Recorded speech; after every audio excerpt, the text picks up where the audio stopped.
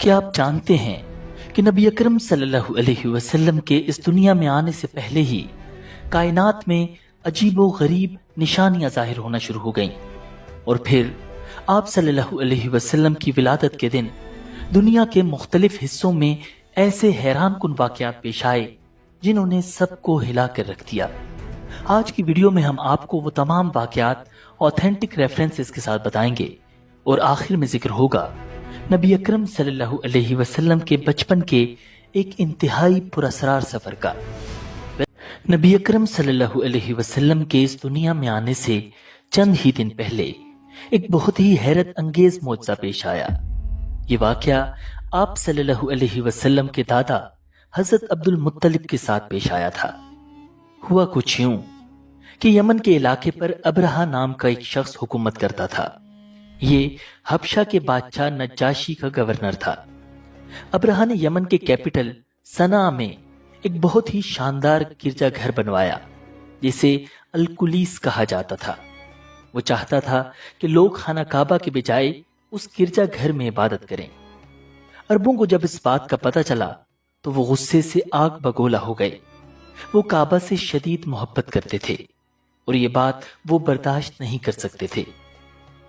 एक दिन बनु किनाना कबीले का एक शख्स गुस्से में गिरजे के अंदर गया और उसमें गंदगी फैलाकर भाग निकला।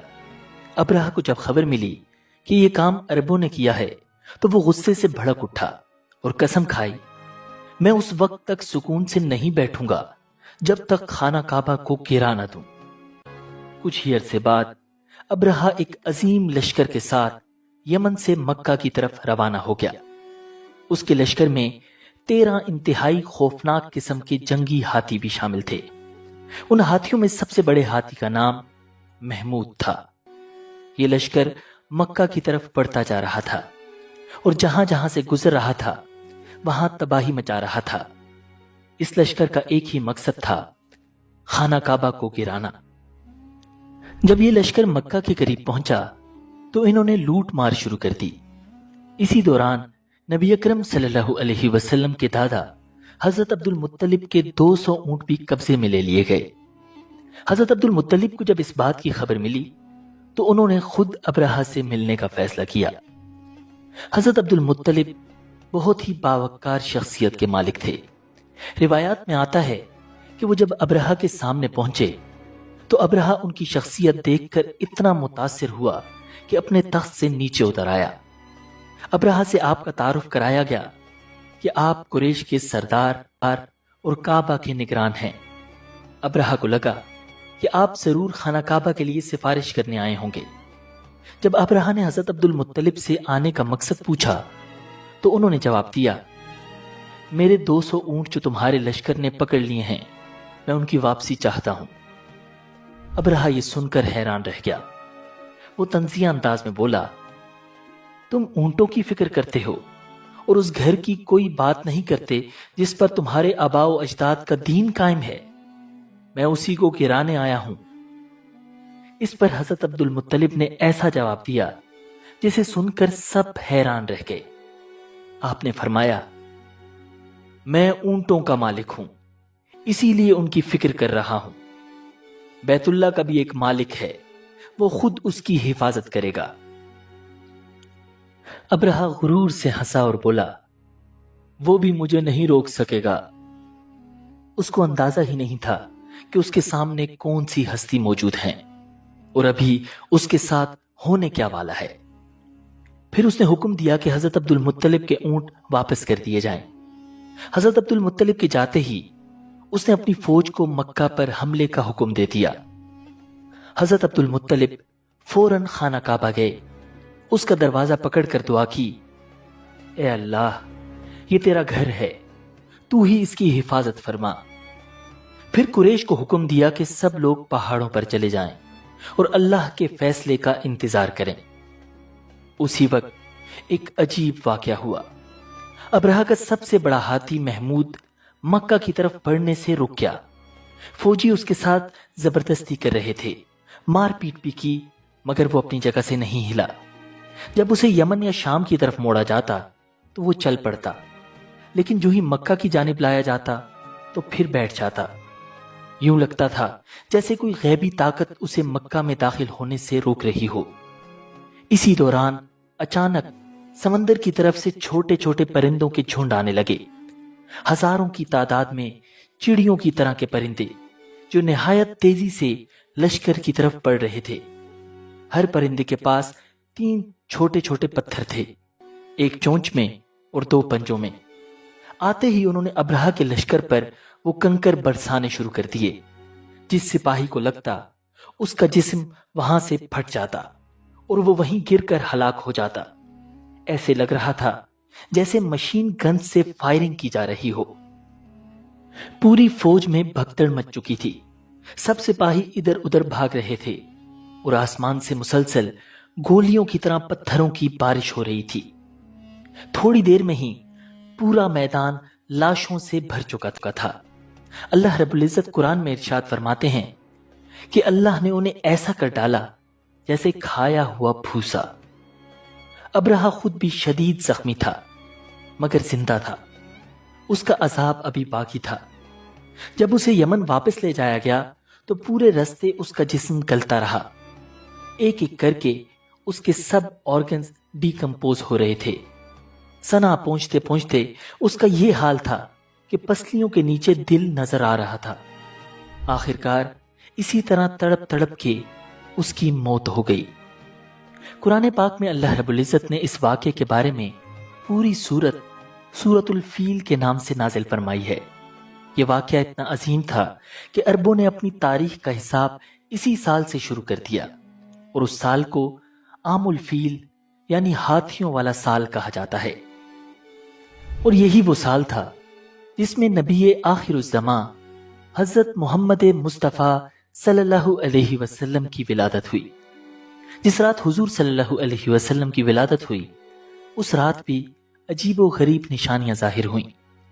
आप सल्लल्लाहु अलैहि वसल्लम की वालिदा माजिदा हजरत आमना रज़ियल्लाहु ताला अन्हा बयान करती हैं, जब हुजूर इस दुनिया में तशरीफ लाए तो मेरे जिस्म से एक नूर निकला। वो नूर इतना रोशन था कि उसमें शाम के महल्लात तक नजर आने लगे। रिवायात में आता है कि उसी वक्त दुनिया के दूसरे खित्तों में भी अजीबो गरीब निशानियां जाहिर हुईं। ईरान का बादशाह किसरा नौशेरवां अपनी सल्तनत के सबसे बड़े और मजबूत महल में मौजूद था। यह महल बड़े बड़े पत्थरों से तामीर किया गया था। अचानक वो महल लरसने लगा, दीवारों में दरारें पड़ गईं और एक खौफनाक आवाज के साथ उसकी छत के बड़े बड़े हिस्से टूटकर नीचे गिरने लगे। ये मंजर देखकर पूरे दरबार में दहशत फैल गई। उसी रात एक और अजीब वाकया हुआ। फारिस में एक आतिशकदा था, यानी आग का एक मंदिर। यहां हजारों साल से आग जलती चली आ रही थी। फारिस के लोगों के लिए यह आग बहुत मुकद्दस थी। वो इस आग की पूजा किया करते थे और पुजारी उसको कभी भी बुझने नहीं देते थे। लेकिन उस रात अचानक वो आग बुझ गई। आतिश परस्तों के पैरों तले से जमीन निकल गई। हजारों साल में कभी ऐसा नहीं हुआ था कि वो आग बुझ जाए। आतिश परस्तों में शदीद खौफ फैल चुका था। ये खबरें किस्सा तक पहुंची तो वो घबरा गया। फौरन अपने एक काहिन को बुलाकर पूछा, ये सब कुछ आखिर क्यों हो रहा है? काहिन ने कहा, ये सब इसलिए हुआ है कि एक नबी जाहिर हुए हैं। बहुत जल्द वो अरब और शाम पर छा जाएंगे। जो कुछ होना है वो होकर रहेगा। जूं जूं वक्त गुजर रहा था, ऐसे ऐसे वाकयात हो रहे थे जो इससे पहले इंसानी तारीख में कभी नहीं हुए थे। उस वक्त अरब का रवाज था कि नए पैदा होने वाले बच्चों को गांव की औरतों के साथ भेज दिया जाता ताकि वो साफ और खुली हवा में परवरिश पाएं और बेहतरीन अरबी जबान सीखें। उन्हीं दिनों कबीला बनी साद की एक नेक औरत हजरत हलीमा सादिया रज़ियल्लाहु ताला अन्हा भी मक्का पहुंची। रिवायात में आता है कि हजरत हलीमा सादिया रज़ियल्लाहु ताला अन्हा खुद ये वाकया यूं बयान करती थीं कि मैं अपने शोहर और एक छोटे बच्चे के साथ कबीला बनु साद की औरतों के साथ निकली। हमारा मकसद ये था कि मक्का जाकर दूध पीने वाले बच्चों को ले आएं ताकि उनकी परवरिश करें और बदले में कुछ पैसे मिल जाएं। उन दिनों हमारे इलाके में कहत आया हुआ था। हमारे पास एक कमजोर सी सफेद गधी थी जिस पर मैं सवार थी और एक ऊंटनी भी थी लेकिन वो ऊँटनी बहुत ही कमजोर थी और उसके थनों में एक कतरा भी दूध न था।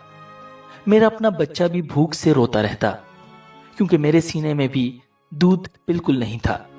हम रात भर जागते रहते और दिल ही दिल में अल्लाह रब्बुल इज्जत से दुआ करते कि शायद बारिश हो और खुशहाली आ जाए।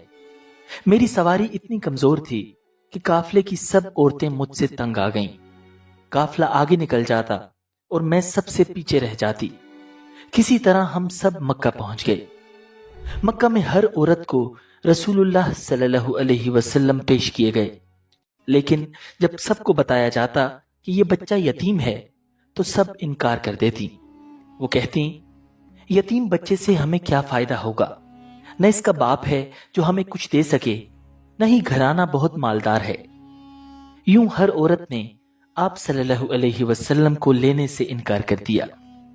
मेरे साथ आने वाली हर औरत को कोई ना कोई बच्चा मिल गया, मगर मैं चूंकि देर से पहुंची थी तो मेरे हिस्से में कोई ना आया। जब काफिला वापस जाने लगा तो मैंने अपने शोहर से कहा, यह अच्छा नहीं लगता कि सबके पास बच्चा हो और मैं अकेली खाली हाथ वापस जाऊं। क्यों ना इसी यतीम बच्चे को ले लूं। मेरे शोहर ने कहा, ले लो, शायद इसी में अल्लाह रब्बुल इज्जत हमारे लिए बरकत डाल दें। यूं मैंने आप सल्लल्लाहु अलैहि वसल्लम को अपनी गोद में ले लिया। जो ही मैंने आपको गोद में उठाया और दूध पिलाया तो हैरत हुई कि मेरे सीने दूध से भर गए। आपने जी भर के पिया। फिर मेरे अपने बेटे ने भी सैर होकर पिया और दोनों सुकून से सो गए। ये वो रात थी जब पहली बार हम सब चैन की नींद सोए। मेरे शोहर ऊंटनी के पास गए तो देखा कि थन दूध से भर चुके हैं। उन्होंने खूब दूध निकाला। हम दोनों ने पेट भर कर पिया और आराम से रात गुजारी। सुबह उन्होंने कहा, हलीमा, खुदा की कसम तुमने बड़े बाबरकत बच्चे को लिया है। मैंने कहा, मुझे भी यही उम्मीद है। अगली सुबह जब हम काफले के साथ वापस निकले तो मैं उसी कमजोर गधी पर सवार थी, लेकिन अब वो गधी ऐसी तेज दौड़ने लगी कि काफले की सब सवारियों को पीछे छोड़ दिया। औरतें हैरान होकर कहने लगीं, हलीमा, ये वही गधी है जो आते वक्त सबसे पीछे रहती थी। मैं कहती, हाँ यही है। वो बोलती, इसमें जरूर कोई खास बात है। कुछ रिवायात में आता है कि हजरत हलीमा सादिया रज़ियल्लाहु ताला अन्हा ऊंटनी पर सवार थीं। फिर वो फरमाती हैं कि हम अपने गांव बनु साद के इलाके में पहुंचे। हमारा इलाका सबसे ज्यादा कहतज़दा था। लोग भूख और तंगी से परेशान थे, लेकिन जैसे ही हम हुजूर सल्लल्लाहु अलैहि वसल्लम को लेकर आए, हमारी बकरियों के हालात बदलने लगे। वो चरागाह से हमेशा पेट भर कर आती और दूध से लदी होती। हम खूब दूध निकालते और जी भर कर पीते। दूसरे लोग भी अपनी बकरियां हमारे साथ भेजते, मगर उनकी बकरियां खाली लौटती।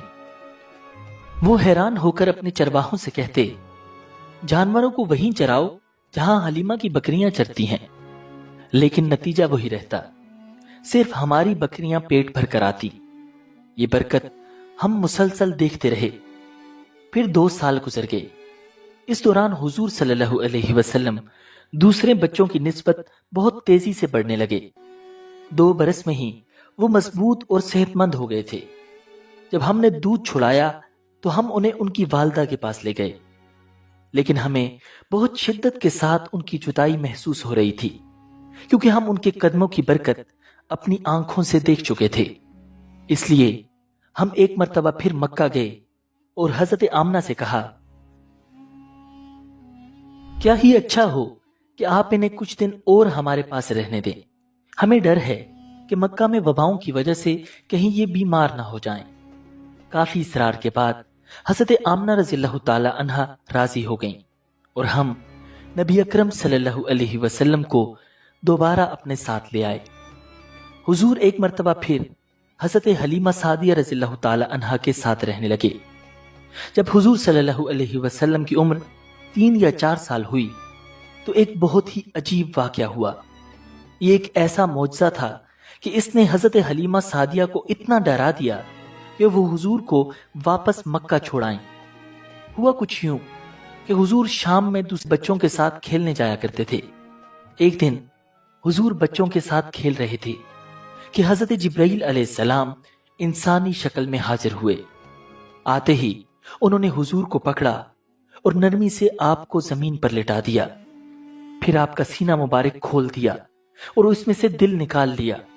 फिर दिल में से एक छोटा सा टुकड़ा निकाल कर फरमाया, ये वो हिस्सा था जहां शैतान का असर आ सकता था, इसे निकाल दिया गया। फिर उस दिल को सोने के तश्त में जमजम के पानी से धोया गया और फिर वापस अपनी जगह पर जोड़ दिया गया। उधर जो बच्चे साथ खेल रहे थे वो बहुत खौफजदा हो गए और दौड़कर हजरत हलीमा सादिया के घर पहुंचे। घबरा कर बोले, मोहम्मद को कत्ल कर दिया गया, मोहम्मद को कत्ल कर दिया गया। सब लोग दौड़े आए तो देखा कि आप सल्लल्लाहु अलैहि वसल्लम सामने से तशरीफ ला रहे हैं और आपका चेहरा कुछ सर्द है, लेकिन आप बिल्कुल खैरियत से हैं। ये मंजर देखकर हजरत हलीमा सादिया के दिल में डर बैठ गया। उन्हें लगा कि ये बच्चा बहुत खास है और उन्हें कहीं दुश्मन नुकसान न पहुंचा दें। इसलिए कुछ दिन बाद ही उन्होंने आप सल्लल्लाहु अलैहि वसल्लम को वापस मक्का लाकर आपकी वालिदा हजरत आमना रज़ियल्लाहु ताला अन्हा के हवाले कर दिया। हुजूर सल्लल्लाहु अलैहि वसल्लम अब अपनी वालिदा के साथ रहने लगे। जब आपकी उम्र 6 साल हुई तो आपकी वालिदा हजरत आमना रज़ियल्लाहु ताला अन्हा का इंतकाल हो गया। फिर आप अपने दादा हजरत अब्दुल मुत्तलिब के पास आ गए, लेकिन 2 साल बाद वो भी इस दुनिया से चले गए। अब आपकी रिस्पॉन्सिबिलिटी आपके चचा हजरत अबू तालिब ने उठा ली। उन्हीं दिनों एक अजीब वाकया हुआ। मक्का में उन दिनों सख्त कहत आया हुआ था। काफी अरसे से बारिशें रुकी हुई थीं और खाने पीने की चीजें खत्म हो रही थीं। लोग बहुत परेशान थे। वो कुरैश के सरदार अबू तालिब के पास आए और कहा, हम कहत का शिकार हैं, हमारे बच्चे और खानदान भूख से तड़प रहे हैं, आप दुआ कीजिए कि अल्लाह बारिश नाजिल करे। अबू तालिब अपने साथ एक छोटे बच्चे को लेकर हरम की तरफ निकले। रिवायात में आता है कि वो बच्चा ऐसा लगता था जैसे बादलों से निकला हुआ रोशन सूरज हो। उसके साथ और भी बच्चे थे, मगर अबू तालिब ने उसी बच्चे का हाथ पकड़ा हुआ था। वो बच्चा कोई और नहीं बल्कि हमारे प्यारे नबी सरकारे दो आलम सल्लल्लाहु अलैहि वसल्लम थे। अबू तालिब आपको काबा की दीवार के पास ले गए और वहां खड़ा कर दिया। आपने अबू तालिब की उंगली पकड़ी हुई थी और अबू तालिब दुआ फरमा रहे थे। उस वक्त आसमान बिल्कुल साफ था, कहीं कोई बादल न था, लेकिन थोड़ी ही देर में इधर उधर से बादल उठने लगे और पूरा आसमान बादलों से भर गया। फिर ऐसी जबरदस्त बारिश हुई कि पानी की जरूरत पूरी हो गई और लोग खुश हो गए। इसके बाद अबू तालिब ने नबी अकरम सल्लल्लाहु अलैहि वसल्लम की तारीफ में ये शेर कहा, ये रोशन चेहरा है जिसके वसीले से बारिश मांगी जाती है, ये यतीमों का सहारा और बेवाओं का मुहाफिज है। नबी अकरम सल्लल्लाहु अलैहि वसल्लम की उम्र जब तकरीबन 12 साल हुई तो आपने अपनी लाइफ का सबसे बड़ा सफर किया। ये सफर आपने अपने चचा अबू तालिब के साथ शाम की तरफ किया। अबू तालिब तिजारत के लिए जा रहे थे और उनका इरादा आपको साथ लेकर जाने का नहीं था, मगर आपने इसरार किया तो उन्होंने हामी भर ली। यह सफर बहुत ही अजीब और पुरअसरार था, इतना अजीब कि आपके चचा आपको आधे रास्ते से ही वापस ले आए। सीरत की तकरीबन सभी बड़ी किताबों में इस वाक़े की डिटेल्स मिलती हैं। नबी अकरम सल्लल्लाहु अलैहि वसल्लम हजरत अबू तालिब और बाकी कुरैश के लोगों के साथ इस हैरत अंगेज सफर पर रवाना हो गए। काफिला चलते चलते बुसरा के इलाके में पहुंचा। यहां बुहेरा नामी एक राहिब अपनी खानकाह में रहता था। उसका असल नाम जरजीस था, बुहेरा उसका लकब था। वो बहुत जबरदस्त आलिम था। हजरत ईसा अलैहिस्सलाम के जमाने से इस खानकाह का राहिब नस्ल दर नस्ल ये आलिम फाजिल खानदान ही चला आ रहा था। इस तरह इस जमाने में इनका सबसे बड़ा आलिम बुहेरा ही था। कुरैश के लोग अक्सर बुहेरा के पास से गुजरा करते थे, मगर उसने कभी उनसे कोई बात नहीं की थी। मगर इस बार उसने काफिले में आप सल्लल्लाहु अलैहि वसल्लम को देख लिया तो पूरे काफिले के लिए खाना तैयार करवाया। बुहेरा ने यह मंजर भी देखा کہ نبی اکرم صلی اللہ علیہ وسلم پر ایک بدلی سایہ کیے ہوئے تھی۔ جب یہ قافلہ ایک درخت کے نیچے آ کر ٹھہرا تو اس نے بدلی کی طرف دیکھا۔ وہ اب اس درخت پر سایہ ڈال رہی تھی اور اس درخت کی شاخیں اس طرف جھک گئی تھیں جدھر نبی اکرم صلی اللہ علیہ وسلم موجود تھے۔ اس نے دیکھا بہت سی شاخوں نے آپ کے اوپر جھمکٹا سا کر لیا تھا۔ اصل میں ہوا یہ تھا کہ جب نبی اکرم صلی اللہ علیہ وسلم اس درخت کے پاس پہنچے تو قافلے کے لوگ پہلے ہی سایہ دار جگہ پر قبضہ کر چکے تھے۔ اب آپ کے لیے کوئی سایہ دار جگہ نہیں بچی تھی۔ چنانچہ آپ جب دھوپ میں بیٹھے تو شاخوں نے اپنا رخ تبدیل کر لیا اور آپ صلی اللہ علیہ وسلم کے اوپر جمع ہو گئی۔ اس طرح آپ مکمل طور پر سائے میں ہو گئے۔ بحیرہ نے یہ منظر صاف دیکھا تھا۔ آپ کی یہ نشانی دے کر اس نے قافلے والوں کو پیغام بھجوایا، اے قریشیو، میں نے آپ لوگوں کے لیے کھانا تیار کروایا ہے۔ میری خواہش ہے کہ آپ تمام لوگ کھانا کھانے آئیں، یعنی بچے، بوڑھے اور غلام سب آئیں۔ بحیرہ کا یہ پیغام سن کر قافلے میں سے ایک نے کہا، اے بحیرہ، آج تو آپ نیا کام کر رہے ہیں۔ ہم تو اکثر اس رستے سے گزرتے ہیں، آپ نے کبھی دعوت کا انتظام نہیں کیا، پھر آج کیا بات ہے؟ بحیرہ نے انہیں صرف اتنا جواب دیا، تم نے ٹھیک کہا، لیکن بس آپ لوگ مہمان ہیں اور مہمان کا اکرام کرنا بہت اچھی بات ہے۔ اس طرح تمام لوگ بحیرہ کے پاس پہنچ گئے، لیکن اللہ کے رسول نبی اکرم صلی اللہ علیہ وسلم ان کے ساتھ نہیں تھے، انہیں پڑاؤ ہی میں چھوڑ دیا گیا تھا۔ ناظرین، آپ صلی اللہ علیہ وسلم کو قافلے کے ساتھ اس لیے نہیں لے جایا گیا تھا کہ آپ کم عمر تھے۔ آپ وہیں درخت کے نیچے بیٹھ گئے۔ ادھر بحیرہ نے لوگوں کو دیکھا اور ان میں سے کسی میں اسے وہ صفت نظر نہ آئی جو آخری نبی کے بارے میں اسے معلوم تھی، نہ ان میں سے کسی پر وہ بدلی نظر آئی، بلکہ اس نے عجیب بات دیکھی کہ وہ بدلی وہیں پڑاؤ کی جگہ پر ہی رہ گئی تھی۔ اس کا صاف مطلب یہ تھا کہ بدلی وہیں ہے جہاں اللہ کے رسول ہیں۔ تب اس نے کہا، اے قریش کے لوگوں، میری دعوت سے آپ میں سے کوئی بھی پیچھے نہیں رہنا چاہیے۔ اس پر قریش نے کہا، اے بحیرہ، جن لوگوں کو آپ کی اس دعوت میں لانا ضروری تھا ان میں سے تو کوئی نہیں رہا، ہاں ایک لڑکا رہ گیا ہے جو سب سے کم عمر ہے۔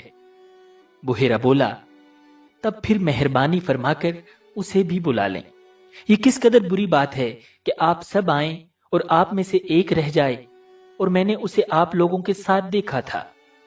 تب ایک شخص گیا اور آپ صلی اللہ علیہ وسلم کو ساتھ لے کر بحیرہ کی طرف روانہ ہوا۔ ناظرین، اس وقت وہ بدلی آپ کے ساتھ ساتھ چلی اور تمام رستے اس نے آپ پر سایہ کیے رکھا۔ بحیرہ نے یہ منظر صاف دیکھا۔ وہ اب آپ کو اور زیادہ غور سے دیکھ رہا تھا اور آپ کے جسم مبارک میں وہ علامات تلاش کر رہا تھا جو ان کی کتب میں درج تھیں۔ جب لوگ کھانا کھا چکے اور ادھر ادھر ہو گئے، تب بحیرہ آپ کے پاس آیا اور بولا، میں لات اور عزا کے نام پر آپ سے چند باتیں پوچھنا چاہتا ہوں، جو میں پوچھوں آپ مجھے بتائیں۔ اس کی بات سن کر آپ نے فرمایا، لات اور عزا کے نام پر مجھ سے کچھ نہ پوچھو، اللہ کی قسم مجھے سب سے زیادہ نفرت انہی سے ہے۔ اب بحیرہ بولا، اچھا تو پھر اللہ کے نام پر بتائیں جو میں پوچھنا چاہتا ہوں۔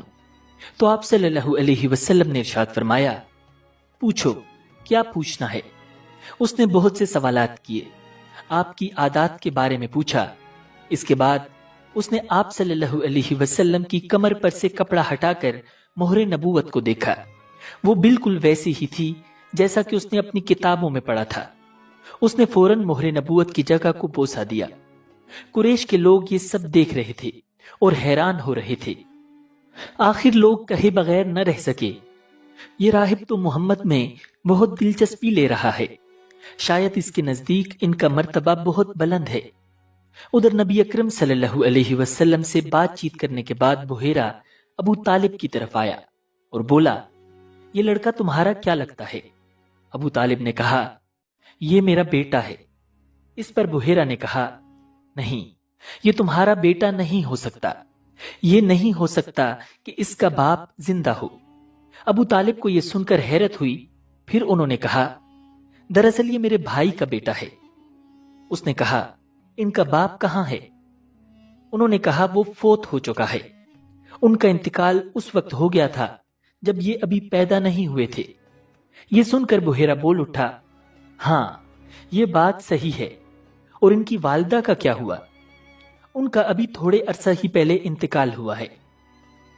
یہ سنتے ہی بحیرہ نے کہا، بالکل ٹھیک کہا، اب تم یوں کرو کہ اپنے بھتیجے کو واپس وطن لے جاؤ، یہودیوں سے ان کی پوری طرح حفاظت کرو، اگر انہوں نے انہیں دیکھ لیا اور ان میں وہ نشانیاں دیکھ لیں جو میں نے دیکھی ہیں تو وہ انہیں قتل کرنے کی کوشش کریں گے۔ تمہارا یہ بھتیجا نبی ہے، اس کی بہت شان ہے، ان کی شان کے بارے میں ہم اپنی کتابوں میں بھی لکھا ہوا پاتے ہیں، اور ہم نے اپنے باپ داداؤں سے بھی بہت کچھ سن رکھا ہے۔ میں نے یہ نصیحت کر کے اپنا فرض پورا کر دیا ہے، اور انہیں واپس لے جانا تمہاری ذمہ داری ہے۔ ناظرین، ابو طالب بحیرہ کی باتیں سن کر خوف زدہ ہو گئے، نبی اکرم صلی اللہ علیہ وسلم کو لے کر مکہ واپس آ گئے۔ اس واقعے کے وقت آپ صلی اللہ علیہ وسلم کی عمر مبارک تقریباً 9 سال تھی۔